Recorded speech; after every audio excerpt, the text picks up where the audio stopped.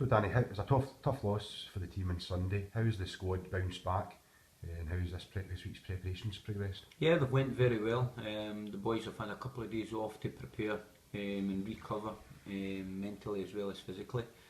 And we've been disappointed over the last couple. We've dropped points in our last 3 games, and we can't certainly continue to do so. And the last 3 results have seen us drop a position in the league, and we need to put that right. So a win on Saturday would certainly pull us back into a position in the league and keep us right in the mix for that last top 6 spot.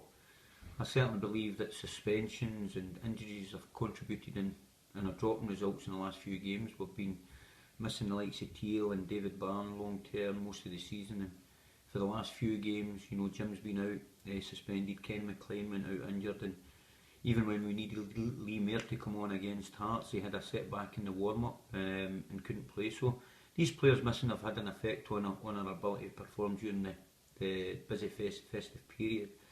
And when you need to call on your whole squad, we were unfortunate our full squad wasn't available. And we look to the future at this club, no doubt, and rightly so. Against Celtic, we had 6 players who are certainly eligible for under-20 football, and our first half performance was exactly what we had asked for, and everyone followed the game plan to the letter. Unfortunately, a couple of mistakes had cost us dearly in the second half and killed us off, conceding 4 goals within an 18-minute period.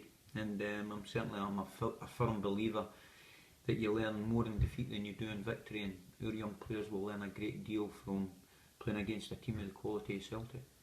John McGinn's obviously suspended this weekend. What is the up-to-date injury position with Gary Teal, David Barton and Kenny McLean? Yeah, well, Kenny McLean goes under the knife tomorrow, so as soon as that's done, that's him on the road to recovery, and we wish him a speedy recovery. Gary Teal's making very good progress and getting stronger day by day. David Barton is up in it, and we're hoping that he starts a little bit of light training tomorrow, so that's where we're in the background of that. And unfortunately for us, we missed John McGinn for Saturdays. Just as we're getting Jim Goodwin back, we miss another key player, and certainly the fine form that John's on at this moment. So as I've always said, you know, that downside of things is always someone else's opportunity. Obviously a boost today with Connor Newton signing an extension to his loan to the end of the season. What are your feelings on that? Yeah, we're absolutely delighted. Connor's, you know, one of the first picks on the team sheet week in and week out in terms of what he brings, and in terms of his quality and the energy that he brings, and you know, we're absolutely delighted that he's continuing to learn his trade up here. And as from now to the end of the season, we hope that, you know, we're a good match for one another in terms of where we want our ambitions to lie come the end of the season, and likewise we want to help Connor improve and fuel his ambitions of going back down to Newcastle and hopefully getting the rewards that he deserves. Have you got anything else signing wise in the near future?